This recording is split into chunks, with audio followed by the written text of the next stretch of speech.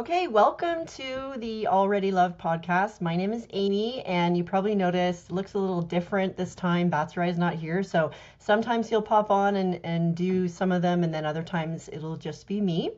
So today it's just me and an incredible guest. Her name is Petra. She's a friend of mine, but she's also a therapist, a pastor, a mom, and I'm sure like lots of other things that you might mention. I just really am excited to have you on, Petra, because you have great expertise and just great perspective on this whole thing of identity, for kids and parenting as a Christian, and how do we raise our kids in the way that they really know who they are out of that place. And so thank you for coming on. Appreciate that. Thank you for the invite. I appreciate that.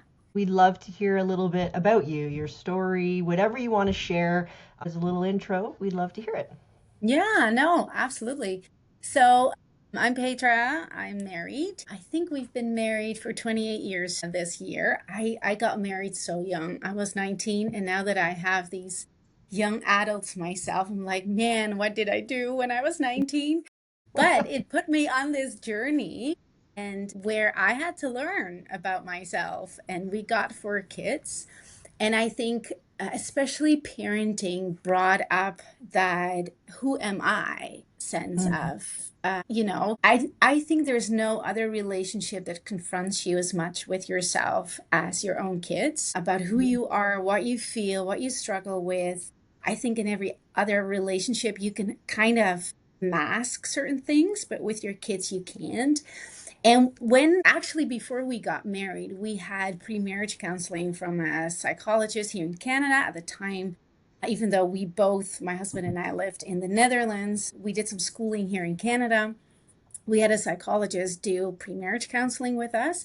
And I think it was the way he was asking the questions and creating a safe place for us to explore our relationship, mhm, that was my first impression with this is what I want to give to people as well. So actually after mhm. that we went back to the Netherlands and I went to university to study psychology, got my bachelor's, my master's there. But when I was still in school, I got my kids. So my firstborn was born during school and I was pregnant the day that I graduated. So, and I became a stay-at-home mom. I wanted to be with the kids. So, and later on, a couple of years ago, I picked up that psychology passion again. Went back to school here in Canada because now since 2016 we live here, and I think it comes from the place of knowing how much I needed a safe place to explore myself and to find who am I with my own trauma growing up. And then can I give that to other people? So I think that's where, it's a mix of who am I, my own journey, and then you add a bit of professional journey to that. But I Mhm. think with the passion that what I received, I also want to give to other people. So that's a bit of my journey, how I got where I am today. Okay, so it's interesting because I mean, I know you a little bit. You're a Mhm. very empathetic person, so I can see like how you got interested in the whole therapy thing and helping people. And then being a mom, like so young, so that's actually very similar to me. Maybe we were like the same age. I was 22 when I had my first kid, and I can definitely say I was not prepared, and I've had in the past some of that sort of parenting guilt of looking back and going, man, like I feel like I was so unprepared and there were so many things that I'd want to do differently and whatnot. We want to raise our kids right, especially Mhm. if you're religious or if you're Christian, there's this pressure to raise them a certain way according to the way God would want them to live. We would put that pressure upon ourselves. So like living in that space of being a Christian mom, wanting to raise your kids in the right way, but then also having this therapy background and maybe knowing like how you should do things and kind of the collision that might have happened there. Like if you can kind of speak to that a little bit, some Yeah. challenges, some things you learned along the way. No, very good question because in a way what you're asking is how did my professional journey and my personal journey, how did they interact? And one of the things that I quickly learned was that what you learn from a textbook and what you learn even from your parents or the Christian context that you grow up in. Day-to-day experiences at home with your own kids is completely different because you can start off with reading the textbooks and knowing what you're supposed to do or how parenting should be. And I must say at the time, so my first one was born 2001. I was 23. The schooling that I had had was very behavioral based. So how do you change behavior? And then you're what you said in a Christian context where it's a bit the same, where we're focused on obedience and behavior of our kids. You know, you want to raise good kids, and then my kids were pastors' kids because I married a pastor. Another layer. So the pressure, yeah, layer upon layer of basically good behavior, right? You want, Yeah, in a way, it's evidence or proof that I'm a good mom when my kids behave well. exactly. And so you start off, even though I got pregnant for the first time unexpected, like we were married, but I was not planning on getting married, getting pregnant. And so you roll into this, and I can relate to what you said, Aimee. Like, oh my goodness, I did not feel prepared. I wasn't prepared, even though people would say, oh, but you've got your background in psychology and you guys are pastors.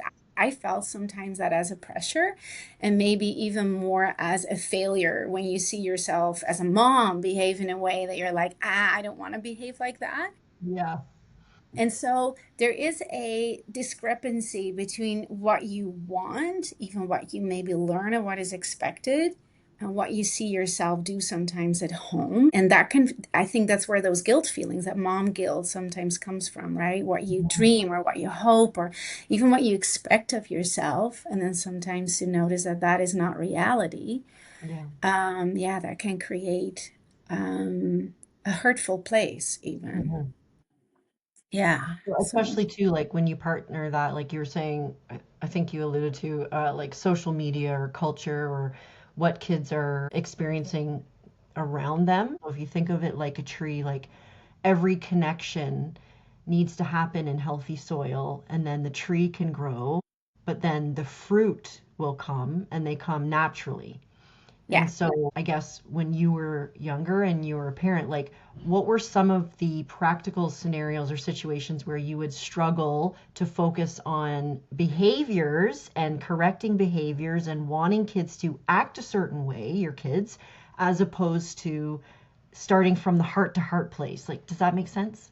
Oh yeah, absolutely. And I think if you would ask me the question, what did you learn in your parenting journey the most? I would say that shift from Okay. focusing on behavior to focusing on connection.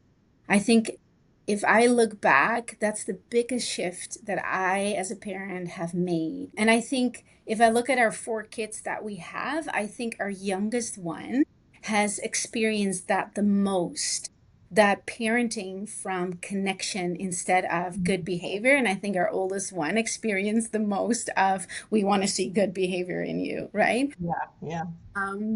And so I think for me, my biggest struggle looking back was feeling overwhelmed as a mom Mm-hmm.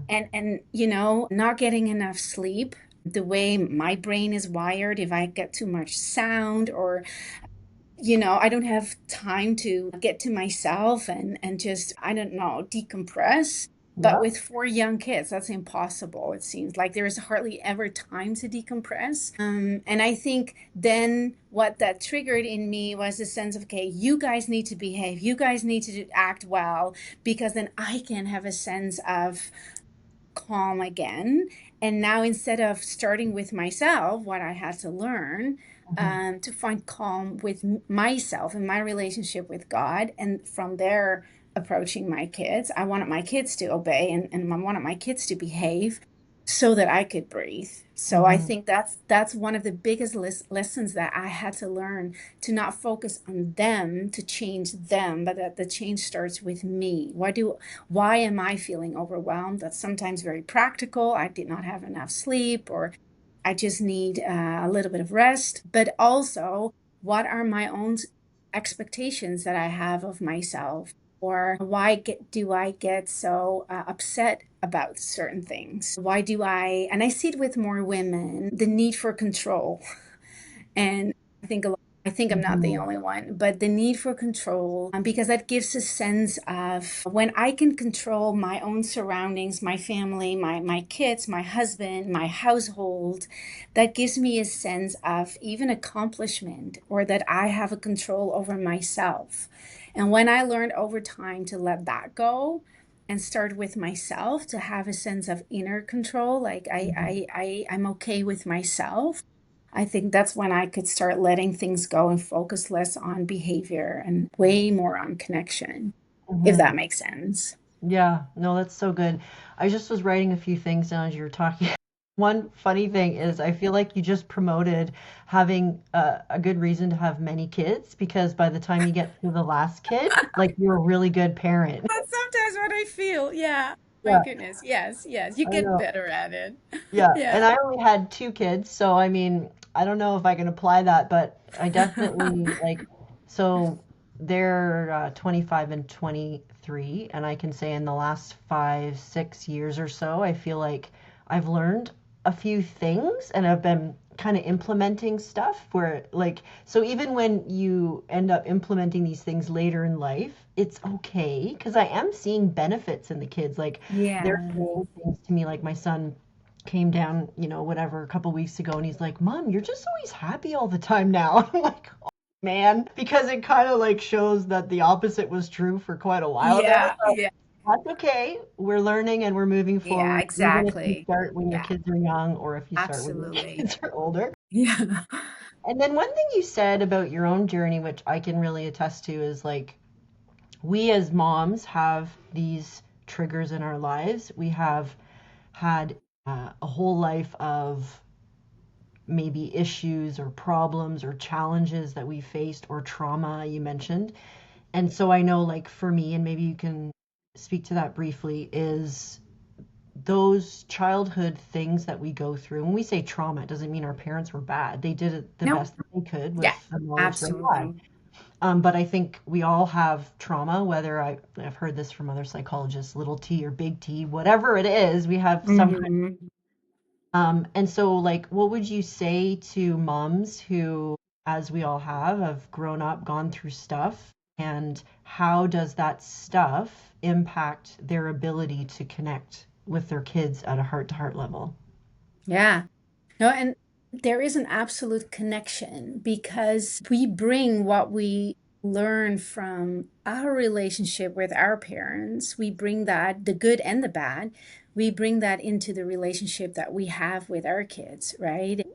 Like I remember when I was pregnant with my first one that I thought, okay, I'm going to do this different and that different and that different, and I'm not going to do this or that like my mom did. And in a way that was good that I could reflect on that. But at the same time, kids can really touch those buttons that we have on our inside, right? And you cannot, by reasoning or thinking, change those sensitive buttons.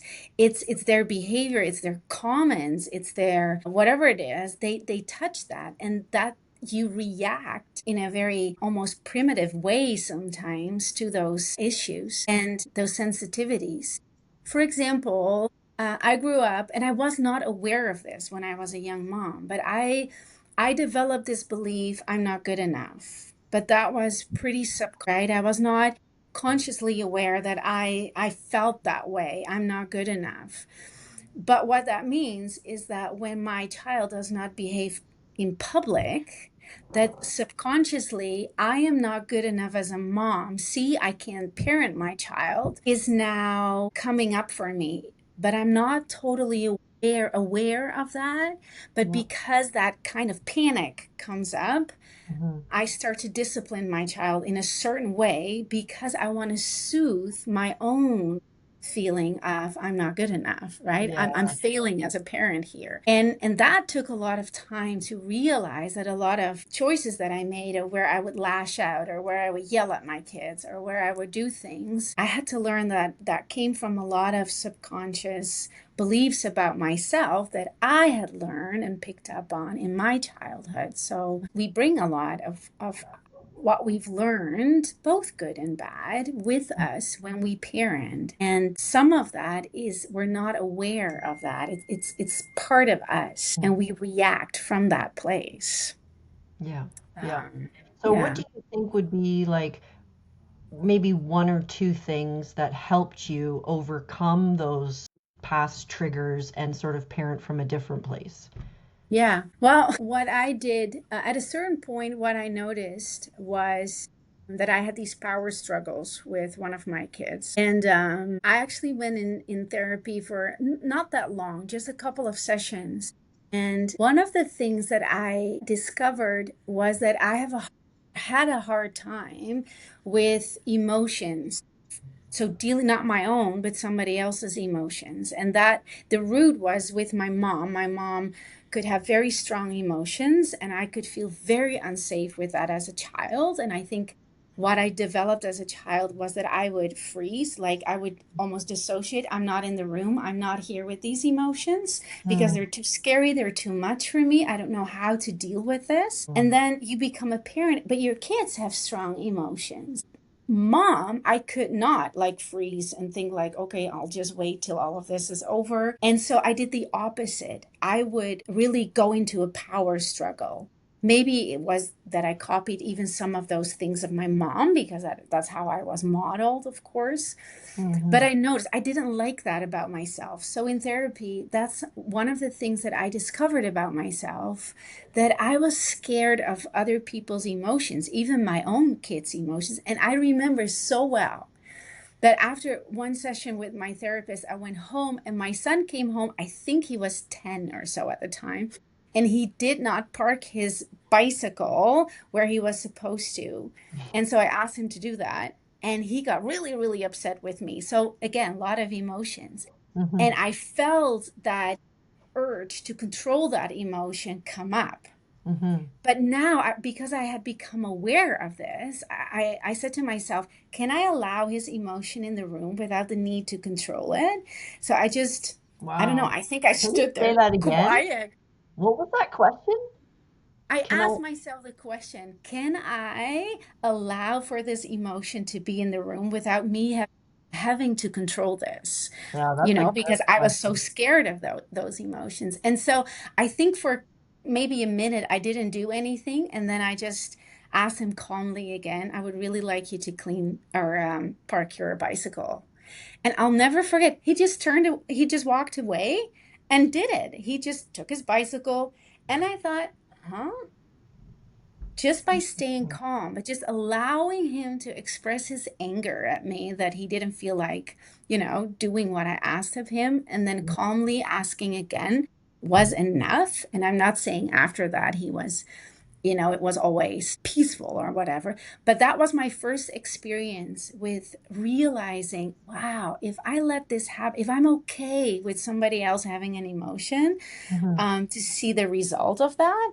Yeah, that's So huge. yeah, just to show how I had to do, my own work with, Yeah. okay, what is happening for me here, and how that positively affected even my parenting and my relationship with my kids. That's really cool. Thank you for that. That's great. So maybe we can kind of shift hats now. Not that you're not a mom anymore, but now you're a therapist. Okay, good, good. And I was just thinking, I was reminded because I'm actually taking a program with you where you and your husband are teaching couples about this whole thing of connecting heart to heart and being able to process our emotions and all that kind of stuff with each other. And you said something that I heard you were talking about emotional flexibility. And I feel like that is kind of like what you're talking about in that story, like learning Mm, how to be emotionally flexible even with our kids. And like you said, allow strong emotions to be in the room and not be so afraid of them.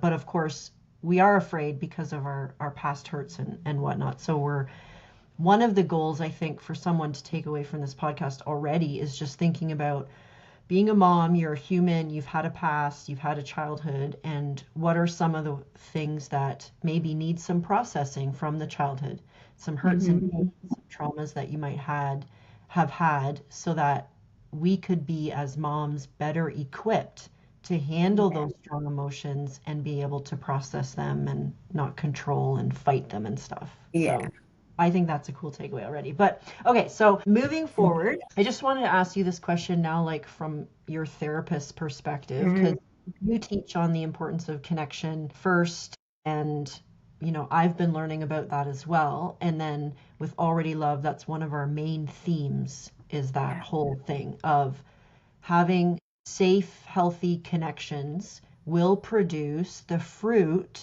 of true identity. So I'm just wondering, like, the question is basically, why do you think connection is so foundational for a child's identity, even before they understand it logically? So maybe Yeah. talk to the importance of that. Absolutely. Oh, wow. Yeah. Connection, what you said, is the foundation. What we know from research, and a lot of research is done on this, but we see it equally reflected in the Bible. And that's always what I love, that research basically proves what God explains in his word is that when a child is born, when you and I are born, our most fundamental need is to be connected, to feel safe in connection. And I think this is where it beautifully reflects how we're created in the image of God, where God is Father, Son, Holy Spirit, and we're connected, and they are connected. And therefore, when we're born, and every little baby that is born with that need for connection. But in our brain, language develops way later. Mm. The development of language is not available right away for a child, but that need to know that you belong, that need to know that you're accepted, that need to know that you're a priority for someone, because that means that you're truly, truly loved. You're craving that, right? And so the only way to know that is by being held, Mm. is by being held, so that physically the body knows I belong. I am loved. I am accepted. I am a priority to the people that care for me. And so, especially for those first couple of years, but it's a lifelong need. But the core need is, does my body know that I belong? If the body does not learn that it is loved and that it belongs, it is way more difficult for language to come in and say, you are loved, you are cared for. Because first, the body needs to feel this. And this is something that I see with my clients who are adults. When we go back to a painful moment, often in childhood, and I ask the question, what did you need in that moment? Or we do an exercise where in a way, where I ask my client to invite that young child that had something happening to them and sit next to them. And then I ask, what do you think that child right now needs? The answer is always the same. I need to be held. I need a hug. I just need someone to sit with me. Or I just want to know that I'm not alone. And the sentence, I need to be held, that's one that I hear a lot. I need to be held. And to me, that gives proof of that deep, deep need that children have, that they know that they are loved and that they're cared for and that they're important by being held, that somebody holds them. And the body learns that it's safe. And if that safety is created, then when language develops, like, hey, I love you, mommy loves you, you are important to us, that resonates because the body already believes that, right? But Mm. when those words are spoken, but the body in the first couple of years of life has learned, yeah, but when I cry, you don't pick me up. Or when I look in your eyes, mom looks away. The body has already learned, no, I'm not that important. No, I am not truly loved because mom looks away or dad yells. My body feels unsafe. So then Wow. what do those words mean, right? So the body is so important in that sense of connection.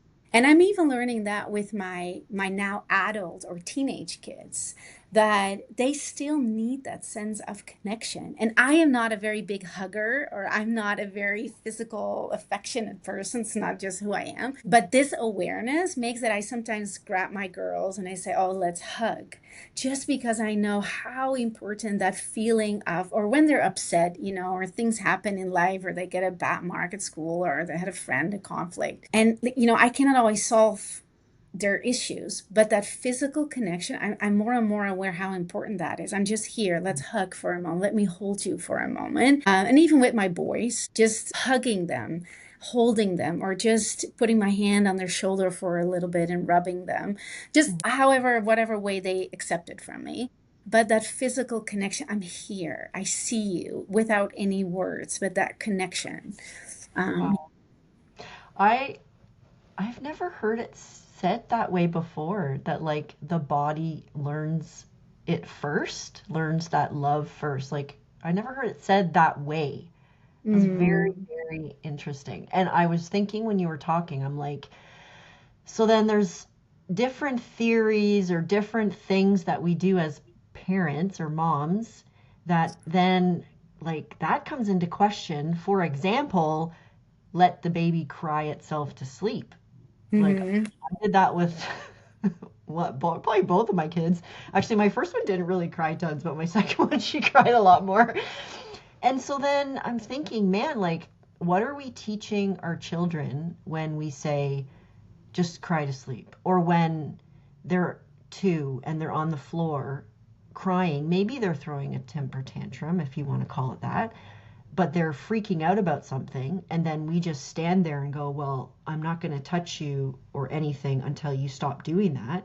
And then you're saying, well, it's almost like they don't know how to control that yet because they haven't learned out of that loving, safe place yet. Like they're still learning that. So, yeah, that just puts a lot of questions in my head. Like, do you have any thoughts about those things? Yeah, when you were talking about letting babies cry, I remember that my grandmother, she's passed away now, but she shared that in the when she had her babies, that it was very common, even the first night, that they would let the baby already cry through the night. The first night, can you imagine? Yes. I know, and I think research has helped parenting strategies, but I think we, over time, even now, we realize more and more how much that physical connection is needed. And that doesn't mean that at a certain age there are some sleep strategies to help your child learn to sleep through the night. But I think, especially those first 6 months, holding your baby, knowing that it's safe, it needs to feel the safety of the parent, that closeness to know that it is safe, because we cannot explain with words like, oh, you're sleeping in the crib here and I am over there, and when you cry, I'll come. You Mm-hmm. cannot tell a baby. Baby has no vocabulary. So Mm-hmm. what the baby wants is, I want to feel connection. I want to be close. And I remember when I listened to similar, like what we're doing now, a podcast on parenting, and I think it was an Australian, it was I don't know if it was a psychologist, but he said, when your kid has a tantrum, doesn't matter what age, just be present with your body, and when they understand language, ask, do you want a hug? Don't send them to their room, but ask, do they need a hug? And at first, I must be honest, I thought, well, I don't know, they also need to be disciplined, and sometimes they just need to go to their room, right? Yeah, yeah. But I thought, I'm going to give it a try. So with my youngest, when she was very upset about something, and my inclination was, okay, you're going to go to your room now because you're misbehaving. But she was so upset. I thought, I'm going to give it a try. So I said to her, do you first want a hug? Do you need a hug right now? And she was confused because she wasn't used me saying that to her. But I just waited, and she came to me and I Mm-hmm. hugged her and she calmed down. And I must say, she's a teenager now, she's almost 15. Of all our kids, she's very emotionally easy to regulate, even to regulate her own emotions. And Mm-hmm. I don't know, I cannot say for certain, well, that's because we did a better parenting job. Of course, her personality also plays a role. But I have seen with her, because we've done more of that with her, Right. that she easily comes to us for a hug, and knowing that that physical safety, just being held or just holding her hand or my hand on her head, is so calming for her. So yes, that even regulating our children's emotions, we have the tendency to do that with our words or to discipline them into a calmness or regulation. But how much we can do with our own bodies, just being present with them. Um, Mhm. yeah, I find it fascinating too. Like, Yeah. oh man, there's such a dynamic here that I think we're just discovering in what were new ways to help our kids. Hmm. There's an Instagrammer that I follow, and she creates these stories in like the carousels posts or whatever. And every time I read her stories, I'm just like, my heart is touched so much because I see she'll write the story in a way where I can see my old way of parenting, how I thought and how I was parented. Like my dad was quite, I say, authoritarian parenting style. So it was like, do what you're told. And if you don't, you're in trouble. There's no conversation. It's just do it now or Yeah. else kind of thing. And I mean, he was in the military and he didn't have a very good upbringing, lots of trauma. So there's reasons for how, he parented as well. Mhm. But so she'll write these stories and she will say, a little kid, a little 2-year-old, she'll name the 2-year-old, is on the floor crying. And the daddy looks over and says, until you stop crying, I'm not going to hug you. And she'll carry on the story for a few carousels. And by the end of the carousel, I'm just like, weeping because she's a psychologist too, but it's like she just outlines that whole model of and and what it teaches is when you behave a certain way, when you misbehave, then me and you are going to become disconnected because of how you're behaving. Whereas what Mhm. you're talking about is there's no disconnection. Yes, behavior, it does need to change, but us trying to force a child to behave a certain way first is not going to be the way that it happens. It's going to happen through that, like you're saying, the touch and the connection, and then the behavior naturally will flow from that. And I mean, it's not about perfect, but I guess the question is, do we want to promote a healthy, safe connection with our children, or do we want to promote a place that has that feeling of disconnection, that when I do something wrong, Mhm. I'm disconnected? So then what I learned as a child is there's no safe place for me to come back to sort of fix the feeling that I have in my heart Mhm. because we were disconnected and I wasn't taught, Yeah. come close, and even though this happened, I still love you. I'm still connected to you. That never changes. So just, yeah, that's like my take on it. But I just, that Instagram Mm. story is just like every time she just nails it, just like what you were saying. So I'm just wondering, consider we're talking about the disconnections and the problems that we can have between us and our children. If a parent is like me, so I was like, my kids were older and we had had all these years of where I felt like I didn't know what I was doing and I had all these mistakes as a parent and Mhm. whatnot. I didn't know better, and now I know better, but it's like only been 5 or 6 years that I've been learning this stuff. How can parents begin to repair those connections that have had disconnection in them when there's tense feelings in the relationship now? Maybe there's a sense of distance. Maybe a child has pulled away or withdrawn or become very angry or has maybe some more serious behavioral things because now they're older. So, like, I don't want any parent to ever walk away from this feeling that there's no hope. So, how can we, as parents with older kids, maybe repair some of those connections? Yeah.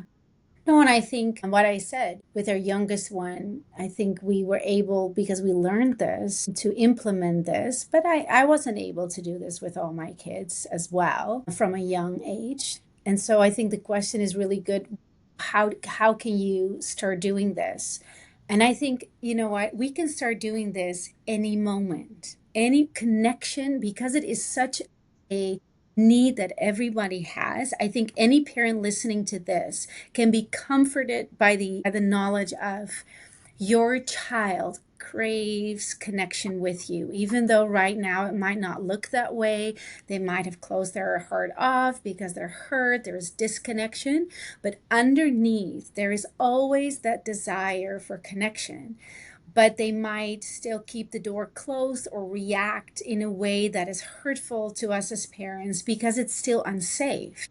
They've learned in the relationship with us that we are not always safe. The way we have reacted, the way we've been unavailable, or the way we just did not know how to create that safe connection. So for our children, it's not always safe to right away think, oh, now mom is available, or oh, now dad knows how to do this. They will test that, and they need to know if it is safe. So as a parent, you need to be aware that if you want to start creating that connection back, that will take time. But at the same time, every little bit of connection that you do give will bring repair to that big rupture that might be there, right?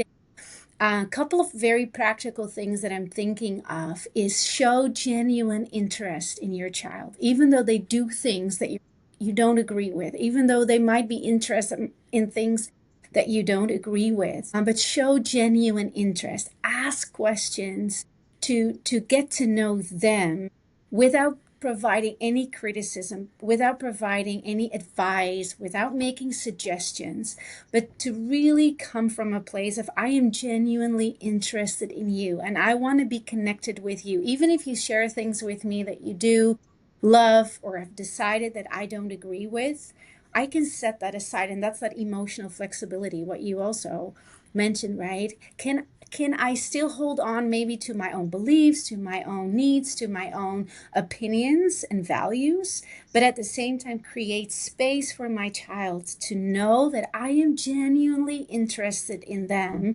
without having the need to change anything in them. And when that safe place can be created, they will feel safe enough to come. And what I said, even in physical, maybe it's just a hand on their shoulder or just a hug. Always pay attention to their boundaries. If they feel uncomfortable, that's fine. You just look for what is possible to show you, even physically, that I'm here. And what children are very, it doesn't matter if they're young or adults, what they're very sensitive for is our nervous system as a parent. So pay first attention to your own nervous system. Is my breathing calm? Is my heart rate high? That means tension. And so a kid will always pick up on that. Mom is tensed, or is dad gonna be angry with me because I feel that energy in his body, right? Mm. So paying attention to our own body and really offering your child a space of, there is disconnect, there's been a rupture, but I'm here. And whatever you give to me, even if it is half a minute, even if it is just a handshake, I'm going to be grateful with what you give. And from that space, your child will have to learn that it is safe again. And when it becomes safer and safer, they will come closer, because that is how God created the connection between parent and child. I always trust that connection, but I, as a parent, am responsible for creating that space for my child. Yeah. Yeah, that's really good. When you were speaking, this came back to me just with like showing genuine interest. For me, like making genuine connections was really hard for a lot of my like adult life because I didn't really learn that heart-to-heart connection as a child in a lot of ways. Not to say it was like not there at all, not saying that at all, but we all learn stuff. So with my kids, I found that really hard. And they can tell, like you were saying, like they always would remark back to me, "Oh, mom, like how you said that was just weird or whatever," because it wasn't genuine. It was like me trying to, but I actually didn't know how to like be genuinely interested in their world because it was so different, Mm. like as a teenager or whatever. And then the other thing that came to mind was just that need to control, and how for me, and maybe this would help a parent listening, like how that so much came from that feeling of fear. So fear Mm. of what might happen if I let my child behave this way or do these things or act this way, what might happen? And it was my fear of that outcome that I Yeah. always need to control. But inevitably, when you're doing that, you're going to be pushing people away further, not Mm-hmm. in. So I think what I've been learning over the last couple of years, and like even more from that course that you're teaching and all that, is just how, well, first of all, God doesn't need us to control things. Mm-hmm. Um, I can trust that God has the best interests of my children. Yes, And no matter what it looks like, I don't absolutely. fear and Yeah. control them, because God, He sees it all and He's with them just as much as He's with me in all my problems, challenges, and issues that I've gone through. And He's helped me, He's got me thus far. Like, He can get them there too. So I find that encouraging. So I wanted to ask you now, like, just connecting, because you're a Christian, you're a pastor, you're very involved in church life and all of that. And I failed to say at the beginning that you're actually my pastor, so I want people to know that. You and your husband Leanne are my pastors at our church. And so I wanted to ask you, so we talk about being already loved, like that parents and children would know that they have been loved from before time began. There was never God, I'm trying to say this in the right grammatically correct way. God always loved us. Yeah. There was never a time where he didn't love us. There was No. never a time where he was waiting for us to achieve or behave a certain way. That's just Yeah. not how God does things. He Mm-hmm. never has said, behave perfectly and then I'll love you. It's just not who he is. He is love, and he's always loved us, even Yeah. in all of our behavioral challenges. Yeah. I'll put it that way. Yeah. So I'm just wondering, because I know that you believe that too, how does your understanding of the fact that we're already loved by God, how does that change the way that you parent? And Mm. how does that change the way that other women could parent? How does that affect your day-to-day interactions with your kids?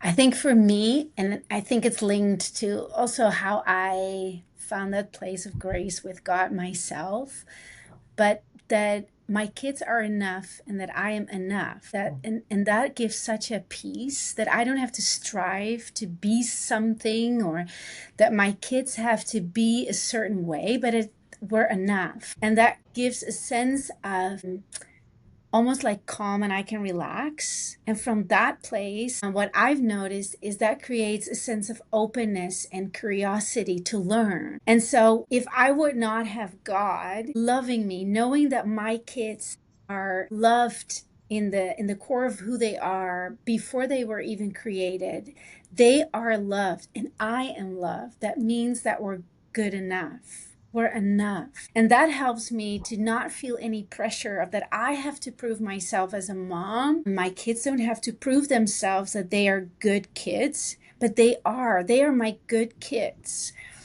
And from that place, I've learned that I also naturally desire to learn and grow, because it doesn't mean that I cannot learn and not grow, and that my kids can learn and grow. But when the pressure is off, I'm enough. My kids are enough. Then I'm not striving for me being good and disciplined, and I'm proving myself to, I don't even know who, that I'm a good mom, or I have to prove that my kids are good kids. To who? To me, to others, I don't know, but they are. I am good, they are good. And from that place, there's growth. What you said, something that is in healthy soil will grow. And when that pressure is off, I've noticed that I've grown as a person. I've grown in being more patient. I've grown in being more kind or loving or forgiving, because I don't feel the pressure that I have to, but I want to, because Mm, I'm enough, right? mhm, So yeah, and that sense of I'm enough. It's good enough. That has helped me tremendously in mhm. this journey. So, kind of just final question on that note. There's a struggle here with, we need Mm-hmm. to do these things to be Christians. We need to read our Bible, we need to pray, we need to go to church, we need to be involved. Mm-hmm. There's a lot of this, like, but yeah, okay, you're enough, but you still need to do these things. And I Mm-hmm. feel like for me, there's a fine balance between, and it's so subconscious, and I'm still wrapping my head around it, but like this fine balance between doing the things, doing all the things, Mm-hmm. and what you're saying of, no, I'm already loved and I'm enough as I am. And I know you kind of spoke to that a bit, but I'm just wondering, like, for parents who might watch thinking, what is she talking about? Like, yeah, we're enough in God, but we still need to do these things. Like, what is maybe the story that you had about those things in your heart that had to change or changed, and how did it change? And I don't know if you can just talk to that tension between Yeah. obedience and being enough as you are. Yeah. No, what you're talking about is that tension. And I think there's almost a paradox here that exists together. So even though it's a paradox, they can coexist. The one side that is I'm enough. I don't need to change to be loved. I don't need to do anything to receive more love or grace from God. I am who I am. And then there's the other side that says, that we, out of obedience to God, out of a love for Him, need to change, and we want to do what He wants us to do because He is good and He wants us to follow that goodness. And I'm not always good. I have mistakes. I have tendencies and desires that are not always good. And so I need to discipline those so that everything that I do becomes represents or mirrors God's goodness. So it's a paradox. It's conflicting truths that exist at the same time. And that's also where that inner tension comes from, because I'm drawn to that one truth that says, yes, I am good enough the way I am. I'm loved who I am. And there's that tension, or that I'm also drawn to that truth, because that is also true, that out of my love for God, I now also want to be obedient to what He asks from me, because He wants me to follow in what is good, because He is good. And so that can create that inner tension. And I think once I learned to accept that that inner tension comes from two different truths that are true at the same time, but are a paradox as well. I'm more able to accept both. So both is equally true. Hmm. I am loved. And because of that love, there's an automatic, I think, desire to do what is good. And at the same time, I'm also aware that there is a, my flesh sometimes doesn't want to do good, right? And Hmm. so both is good, both is true, because that makes that I am completely dependent on God's grace, that I don't become self-righteous in being good. And the more good I do, the more God will accept me. The Bible clearly states that that is not true. It Hmm. is through His grace that I am a child of God, that I am fully loved, that my sins are forgiven. That's a gift. I cannot do anything for that. I am truly loved.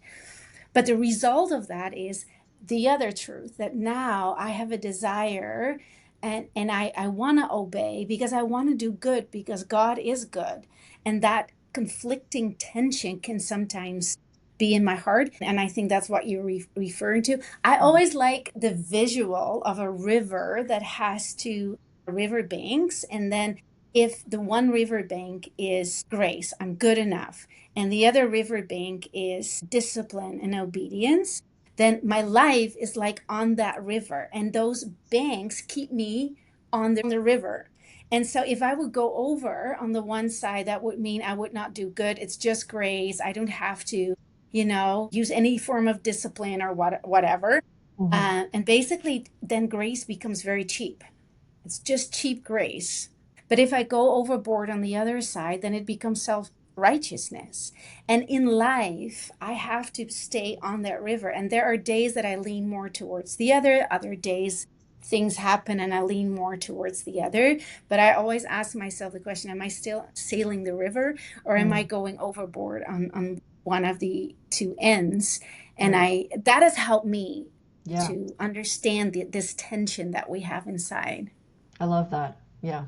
And I know for me, like, my tendency has always been to lean towards the obedience angle of things, very focused on doing all the good works, all the things I should do, and not even just religious things like my house should be a certain way, and if it's not, I would feel guilty and wouldn't have want to have a Yeah. friend over, like, because her house is really clean, like just all these things that were so much like weights and striving to be something. But like what I hear you saying is it was kind of in the absence or a fuller understanding of the fact that I am loved and accepted all the time, even when things are messy, or even when I'm making mistakes, or even when life is how it goes. Like, I Mm-hmm. don't know. And it's just this total, in the past, I think like a subconscious thing where I would be trying to be a good Christian and do all these things, but it was like subconscious, not realizing that's what I was doing. And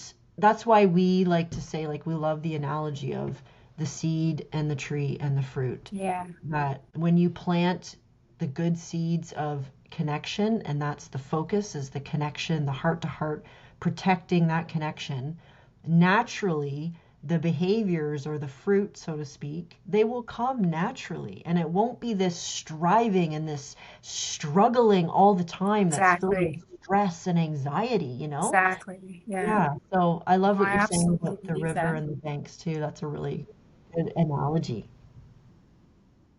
And I Or- see it a lot, Amy, even in what you Yeah. said, right? That need to be obedient. I use it often with my clients, and I see a lot of female clients. We identified as the good girl that we have Mm, inside of us. That wow. part inside of us that always felt we have to be the good girl. Often there's a critical parent attached to it. And I Mm, hear a little bit about your story where your dad was somebody who could, I think, be critical. I had a mom who could be critical, and that critical voice makes, because we want to feel connected, we want to feel loved. That mhm, is our, that's part of us, that's how God created us. So we start to behave in a way to please our parents so mm, that we're loved and we're accepted, but that becomes a total internal voice, and now we internalize that as, in every aspect of life, I have to behave good. I have to be the good girl in mhm, order to be accepted, to be loved in our friendship. And so we adapt.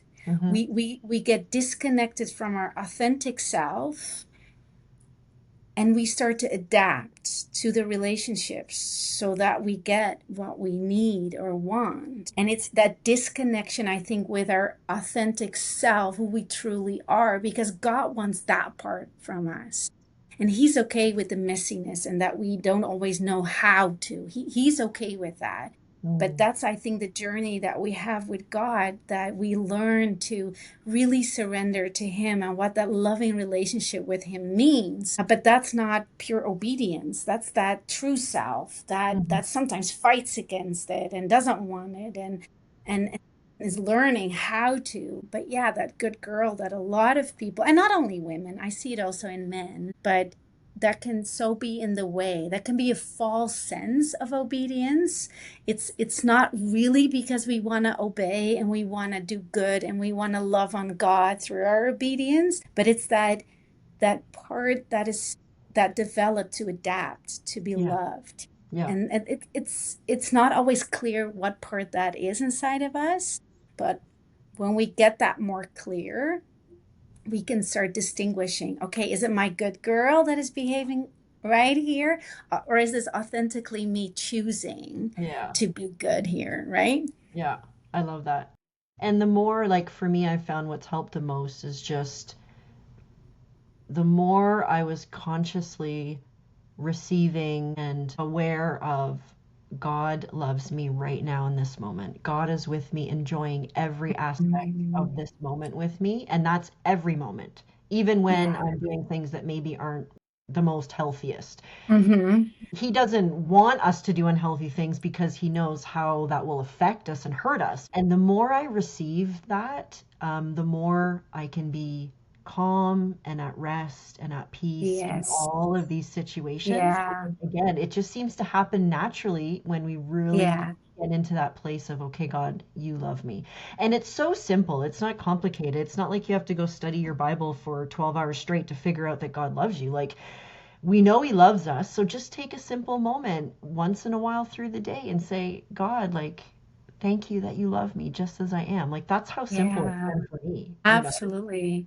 No, and that is, I love how Jesus was named Emmanuel, which means Mhm. God is with us.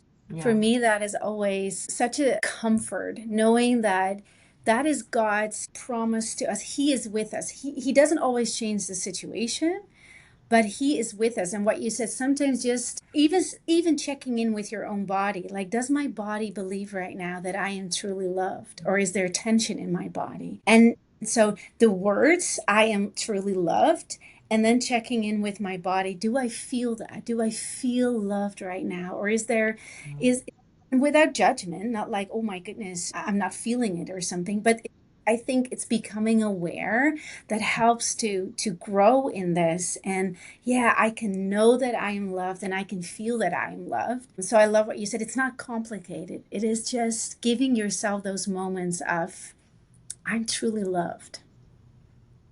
I love that how like, and then I think we'll finish up now because we had amazing conversations. Holy hell, It was so good. keep going. I know. I just love like for me, and I don't know if this is for everybody, but for me, I definitely feel like the therapist angle, like what you're talking about like what do I feel in my body right now? For me, that way of thinking has been very much divorced from Christian thinking or Mm, religious thinking for me in my experience. And so when I hear you talk like that, like it makes me feel so, I'm just trying to think of the feeling. It's like whole. Like mm, when you pair thinking about our body and what we're experiencing in our body with the spiritual aspect of God, it just makes me feel whole when you talk like that. And I know like for me, a lot of my life, my religious life, it wasn't like that. You know, no. it was about doing and it was separate from the whole of my being. And I feel like that brings so much peace and enjoyment to it because then it even reminds me and brings back this whole concept that I've been growing in about how God participates, Father God participates, or Jesus, or however you want to say it, in every aspect of my day. And he Yeah. loves it, loves every Yeah. aspect. And it's like a new revelation of just walking in that, and it just brings so much Mhm. joy. So I love hearing you I talk. so agree. Yeah. Well, I have sort of like, I think one last question that is a really good takeaway for any parents watching this. And that question is, what are some small daily practices that can help parents keep connection alive in their day to day with their kids and their family? Some small Good daily question. practices. Yes. Well, one thing that right away comes to my mind, and I started practicing this when my kids were younger. I don't know if I learned it from someone. What's the first thing your kids see in the morning? Is that a stressed mom, or is that a short moment of eye contact and saying, "Hi, good morning"? So, what is your first interaction with your child in the morning? And be very conscious of that before you wake up, or be whatever that first moment is. Make sure that it is a moment of connection and calm. And so maybe you first have to calm yourself down and say, okay, before I walk into the bedroom. Yeah. But that's learning, right? And other things is, yes, life can be very busy in a family, and that's okay. There's nothing, I don't think kids later on as adults have bad memories that the family was busy, but it's often in those little moments of connection, so bits of connection. So make sure you make eye contact and rest a little. Another thing is, as a mom, be aware of your facial expression, and having a soft gaze in your face, right? Just being aware of that, like, what does my face look like now? Do I look angry? Do I look tense? Or can I bring softness in my face? And actually research has shown that that creates a lot of that body safety and connection with kids. So I think we can grow in that. The tone of your voice, really practicing the tone of your voice, like, how do I say, how do I, even my corrections, how do I bring them? And if you've been mad, if you something happened, just go back and say, make an effort of making connection again, and even teaching a child, okay, there was a moment of disconnection, or I was angry with you, or there was a little fight going on here. We were mad at each other, but that's over now. It's so good for a child to hear Yeah, it's over. that's It's good. over. And then let's hug. And when kids come home from school, the question, how was school? They always say, good. And there's not a lot that comes out. But again, the genuine interest of who had the nicest lunch today, or what was the funniest thing that happened at school, being creative in your questions to show Mm, your child, because it's not, I don't care what the best lunch was that a kid brought to school, but it's about showing my child I am interested in your life.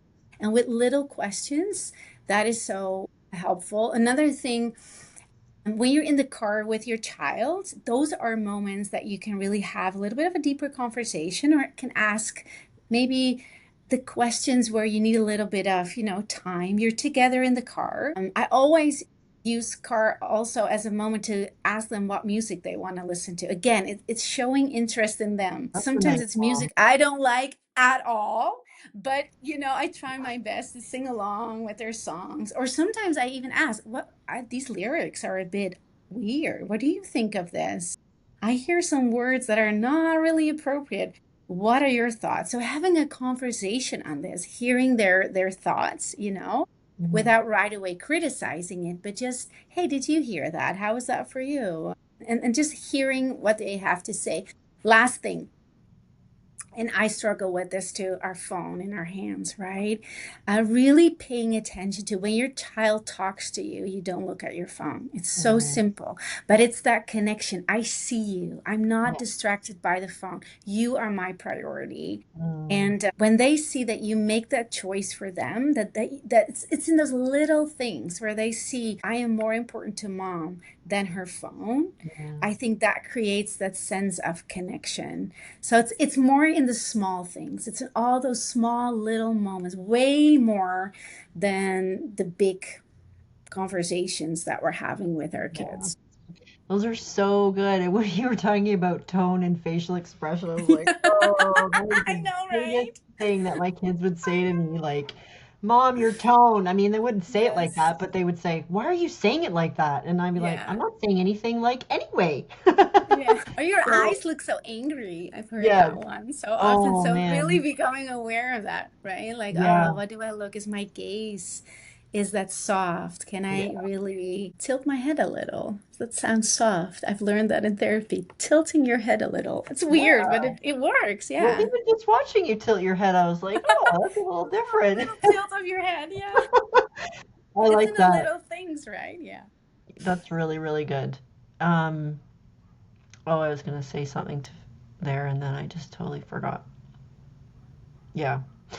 So those were amazing takeaways, and I think I'll probably like even just write those out in a little document and have that available for people in the show notes because those Oh, are very practical. Oh, I know what I was gonna say. I was okay. gonna say all those things are amazing, and I think what works for me to remember those things is even for a while I train my brain is putting a reminder on my phone or in my calendar that pops up one or two times in the day.